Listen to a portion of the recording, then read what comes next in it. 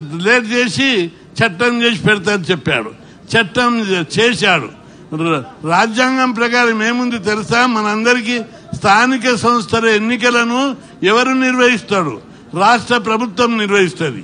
Assembly parliament ఏమో కేంద్రం నిర్వహిస్తుంది. ఆ స్థానిక సంస్థలను రాష్ట్రం నిర్వహిస్తుంది. మొత్తం ఫుల్ పవర్స్ అన్ని రాష్ట్రంలోని కాంగ్రెస్ ప్రభుత్వానికే ఉన్నాయి. రాజ్యాంగంలోని 243 D6 ప్రకారము ఇది తెలవాలా మీకు? ఊళ్ళల్లా గోబెల్స్ ప్రచారం జరుగుతుంది. దాన్ని తిప్పికొట్టవలసిన అవసరం ఉంది. చేతగాక బీసీలకు మేలు చేయొద్దనే కుట్రతోటి ఈ ప్రచారాన్ని పెడుతున్నారు. కాబట్టి ప్రతి బీజేపీ నాయకుడు కార్యకర్త దీన్ని తిప్పికొట్టి వాళ్ళని ఎండగట్టవలసిన బాధ్యత మన మీద ఉందని చెప్పి, వాస్తవాలు ప్రజలకు చెప్పవలసిన బాధ్యత ఉందని చెప్పి ఈ సందర్భం కూడా రాజ్యాంగంలో 243 D6 ప్రకారం బీసీ రిజర్వేషన్లను నిర్ణయించే అధికారము రాష్ట్ర ప్రభుత్వానికి ఉంది. అట్లా చేస్తూ ఇంతవరకు అందరు చెప్పారు, మన మిత్రుడు ఎమ్మెల్యేలు ఎంపీలు ఆ విధంగా ఒక ప్రాసెస్ చేసాడు. అడుగున ఎక్కడ కూడా ఆయన చిత్తశుద్ధి లేదు. బిల్లు పాస్ చేసినప్పుడు కానీ దాని తర్వాత ఆమోదించడానికి చేసినటువంటి ప్రాసెస్లో కానీ ఇంకెక్కడైనా ఆయన వీళ్ళకి పెంచాలి ఈ రిజర్వేషన్లని ఎక్కడన్నా మీకు చిత్తశుద్ధి కనిపించిందా? లేదు. పోస్టులో పంపించిండు, గవర్నర్ దగ్గరికి పంపించిండు, ఢిల్లీకి పంపించినా బీజేపీ ఒప్పుకుంటలేదు. బీజేపీకి వచ్చి నువ్వు బీజేపీ ఓపెన్ గా అసెంబ్లీలో సపోర్ట్ చేసిండు. మన నాయకులందరూ ఫ్లోర్ లీడర్లు అందరు ఎమ్మెల్యేలు ఉన్నారు.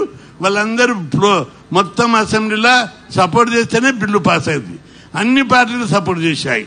అన్ని చేస్తే కూడా నీవు దానికి అనుగుణంగా ఎక్కడ కూడా చర్యలు తీసుకోలేదు. అడుగున ప్రచారంకే ప్రాధాన్యత ఇస్తుడు. దీని మీద బురద చల్లాలి, దీని మీద కేంద్రం చేయాలి, కేంద్ర ప్రభుత్వం చేయాలి. బీజేపీ వాళ్ళు అడ్డుకుంటున్నాం. మేము అడ్డుకునికి ఏం గోడలు పెట్టాం లేక పరదా కట్టినాము. నువ్వు చేయడానికి నీకు చేతగాక నీకు తెలియదా? ఎట్లా చేయాలనేది తెలియదా? పక్కన తమిళనాడు ఎట్లా చేసిర్రు, బీహార్ ఎట్లా చేసిర్రు, మధ్యప్రదేశ్ ఎట్లా చేసిర్రు, దానికి తగ్గట్టు మనం ఎట్లా చేయాలనేటువంటి విధానమే నువ్వు పాటించలేదు. ఆ ప్రక్రియనే నువ్వు పాటించకుండా కేవలము పార్టీని బ్లేమ్ చేసేటటువంటి ప్రోగ్రాం పెట్టాడు. దీన్ని మనమందరం తిప్పికొట్టవలసిన అవసరం ఉంది. ఎందుకంటే బీజేపీ పార్టీ బలమైన పార్టీ. తెలంగాణలో ఎవ్వరు కూడా 2028 లోపల ఆ పార్టీని ఆపలేరు. అధికారంలోకి వస్తుందని ఆయనకి ఇంటెలిజెంట్ రిపోర్ట్లు ఉన్నాయి. పల్లెకు ఇంటికి బీజేపీ జెండా ఎగురుతున్నది. గ్రామాలకు పోయింది. ఎంపీ అప్పుడు 8కి 8 వచ్చేసినాయి, సగానికి సగం వచ్చినాయి. ఈసారి 100కి పైగా అసెంబ్లీ సీట్లు వస్తాయని చెప్పి ఇంటెలిజెంట్ రిపోర్ట్ ఇచ్చినట్టుగా పోలీస్ ఆఫీసర్ నాకు చెప్తున్నాడు. పదే సర్వే చేపిస్తున్నాడు. చేపించి బీజేపీ వచ్చేటట్టుంది, దీన్ని ఎట్లా అరికట్టాలని కుట్రపూరితంగా కేంద్రం డైరెక్షన్లలో వాళ్ళు చేస్తున్నారు. మీరు అందరూ ఒకటి గుర్తుపెట్టుకోవాలి, ఆయనకు బీసీ వ్యతిరేకంగా ఉన్నటువంటి గట్టాలని మనం తిప్పికొట్టాలి. ఆయన మంత్రివర్గం 42కు బీజేపీ అడ్డు. నీ మంత్రివర్గంలో 42% మంత్రులను ఇవ్వనికే బీజేపీ అడ్డుకుంటుందా? నీకే ఉంది కదా ఛాన్స్. ఇంకొక 4 మంత్రులను బీసీలను ఎందుకు నియమించలేకపోయావు? నీ చేతిలో నీ అడుగుల ఆలోచనలో బీసీ వ్యతిరేకత ఉంది. అదే కాదు, మీరు 1-2 పాయింట్లు కూడా గుర్తుపెట్టుకొని ప్రచారంలో తిప్పికొట్టాలి. కార్పొరేషన్ చైర్మన్ 60 మందినో ఎంతమందిని నియమించాడు. అందులో 20%, 40% కాదు 20% కూడా బీసీలకు ఇవ్వలేదు. అక్కడ అడుగున బీసీలకు అన్యాయం చేశాడు. అంతేకాదు, మొన్నటికి మొన్న ఒకటి తాజా ఉదాహరణ, ఇన్ఫర్మేషన్ కమిషనర్లను 5 మందిని నియమించాడు. అది ఓన్లీ నామినేటెడ్ పోస్టులు. అందులో ఒక్క బీసీని కూడా నియమించలేదు.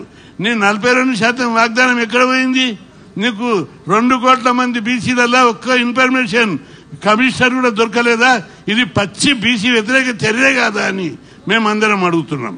అదే కాదు, మీరు చివరికి ఎంత దుర్మార్గానికి ఒడిగట్టిందంటే మన పిల్లలు చదువుకుంటుంటే ఓర్వలేకపోతున్నారు. మన పిల్లలు ఇంజనీరింగ్ ఎన్నో కొట్లాటలు చేసి ఎన్నో ఉద్యమాలు చేసి మనం ఫీజు రియంబర్స్మెంట్ పెట్టించుకున్నాం. ఇప్పుడు ఆయన ఏం చేస్తుండు? వచ్చిన తర్వాత ఒక మీటింగ్లో మాట్లాడుతూ ఈరోజు గుడిసెలు ఉన్నోళ్ళు ఇంటింటికి డిగ్రీలు పీజీలు చేసిర్రు, బీసీలు బాగా చదువుకున్నారు. ఆయన కాన్ఫిడెన్షియల్ మీటింగ్ లో మాట్లాడుకుంటూ అన్నాడంట, అందుకే బీసీలతో జాగ్రత్తగా ఉండాలి, ఆ చైతన్యం ఉన్నదని చెప్పి. కాబట్టి బీసీలు చదువుకుంటున్నారు, వీళ్ళని చదువుకోకుంటే కుట్ర చేయాలని ఫీజుల రియంబర్స్మెంట్ పథకాన్ని ఎత్తివేయడానికి కుట్ర చేస్తున్నాడు.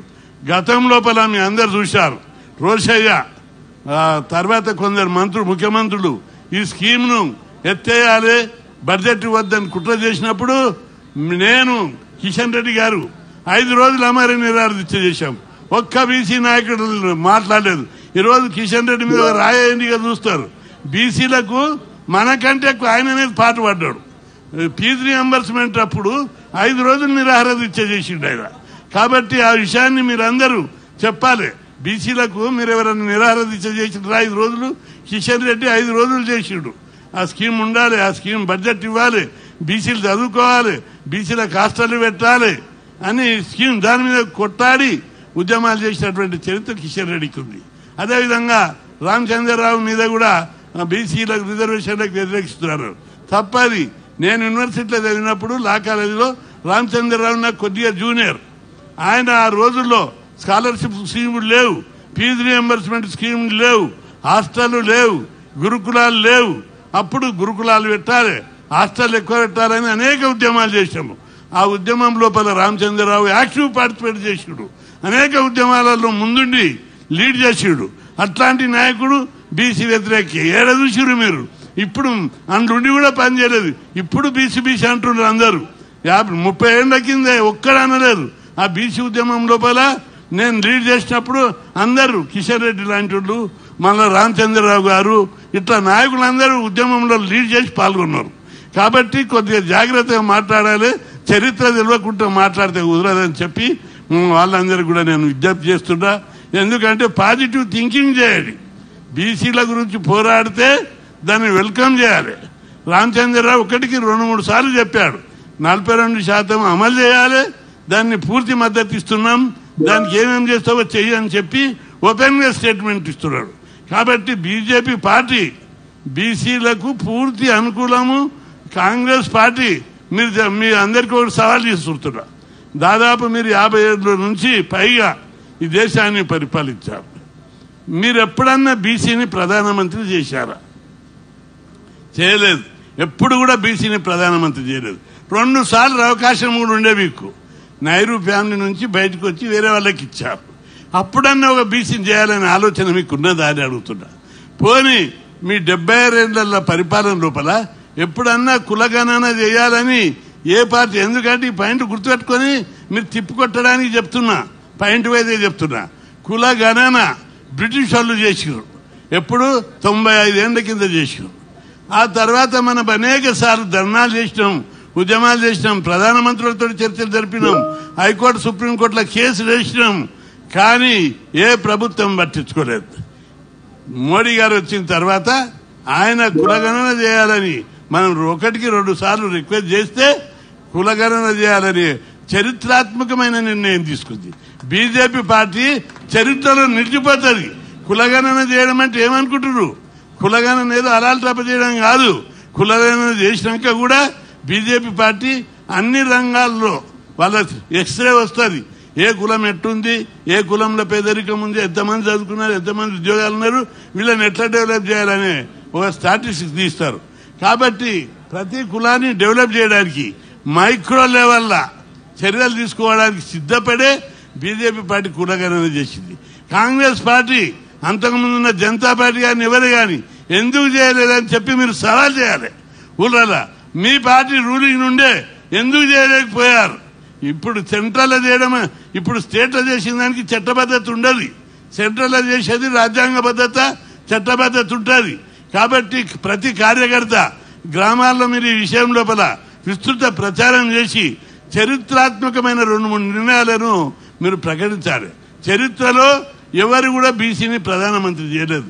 బీసీలల్లో ప్రతి ఒక్కరం మీటింగ్ పెడితే ఏమన్నాము? ప్రధానమంత్రి బీసీ కావాలని అడుగుతుంటే మరి ఎవరు చీరు? బీజేపీ పార్టీ ఇచ్చింది. ఒక ప్రధానే కాదు, పార్టీ మీద మీరు మంచిగా ప్రచారం చేయాలి. పేరుకు బీజేపీ పార్టీ ఈరోజు ఎస్సీ, ఎస్టీ, బీసీలు మొత్తం రాష్ట్రపతి ఒక గిరిజన మహిళకి ఇచ్చారు. సుప్రీంకోర్టు చీఫ్ జస్టిస్ ఒక దళితునికి ఇచ్చారు. అంటే ఎవరు కూడా ఎవరన్నా అగ్రకులాలు ఉన్నారా? మొత్తం బీసీ ఎస్సీ ఎస్టీలకు ఇచ్చారు. ఈ విషయాన్ని మీరు అట్టడు విలేజ్లకు తీసుకుపోయి ఈ రేవంత్ రెడ్డిని ఎండగట్టాలి. నాయనా నువ్వేమో మంత్రివర్గంలు ఇవ్వవు, ఇన్ఫర్మేషన్ కమిషన్లు ఇవ్వవు, చైర్మన్లు ఇవ్వవు, బడ్జెట్ ఇవ్వవు, ఏమి ఇవ్వకుండా మమ్మల్ని మీద బురద తల్తావా? ఖబర్దార్, ఊళ్ళలో తిరగనీయం. మాకు మొదలు ముఖ్యమంత్రి పదవి ఇవ్వక మీరు ఇప్పటికీ 28-30 మంది ముఖ్యమంత్రులను చేశారు. ఉమ్మడి రాష్ట్రము సపరేట్రా. కానీ ఒక్కసారైనా బీసీలకు ముఖ్యమంత్రి పదవి ఇచ్చారా? బీసీ అయినందుకే గతంలో 2-3 అవకాశం వస్తే కూడా ముఖ్యమంత్రి పదవి ఇవ్వలేదు, పక్కకు పెట్టేశారు. ఇట్లా ఆది నుంచి మొత్తం బీసీ వ్యతిరేక చర్యలకు పాల్పడ్డాం. ఈరోజు బీసీల మీద ఈ మూమెంట్ వచ్చింది. ఇక్కడ బీజేపీ తనకపోతే రాష్ట్రాన్ని మొత్తం కబ్జా పెట్టేది బీజేపీ. ఇక్కడ మీరు అందరూ కూడా గమనించారు, ప్రచారం లోపల ఊళ్ళల్లో ప్రచారం చేసేటప్పుడు ఇప్పుడు ఈ రాష్ట్రం దివాలా తీసింది. జీతాలు ఇవ్వడానికి పైసలు లేవు, స్కాలర్షిప్లు ఇవ్వడానికి పైసలు లేవు, ఏ దానికి కూడా పైసలు లేవు. ఇటువంటి పరిపాలన ఈ రాష్ట్రానికి అవసరమా అని చెప్పి మనం ప్రజలందరూ కొన్ని రోజులైతే శ్రీలంక లేక పాకిస్తాన్లో ఆకలి కేకలతో వస్తున్నారు, బంగ్లాదేశ్లో ఆకలి కేకలతో, శ్రీలంకలో ఉపాసాలతో ప్రజలు చచ్చిపోతున్నారు. ఇక్కడ కూడా అటువంటి పరిస్థితి వచ్చే పరిస్థితి ఉంది. కానీ మోడీ గారి యొక్క నాయకత్వం లోపల దేశం అగ్రదేశంగా పరిగెత్తుతుంది. మీరు ఒక విషయాన్ని గుర్తుపెట్టుకోవాలి, మోడీ ఎంత గొప్ప ప్రధాని అంటే ప్రపంచమంతా ఆయన చూసి గర్వపడుతుంది. ఇసుటి ప్రధాని మాకు ఉంటే బాగుండేది. మోడీ ప్రధానమంత్రిగా వేరే దేశాలకు పోయినప్పుడు మీరు ఎయిర్పోర్ట్లో చూసిర్రు.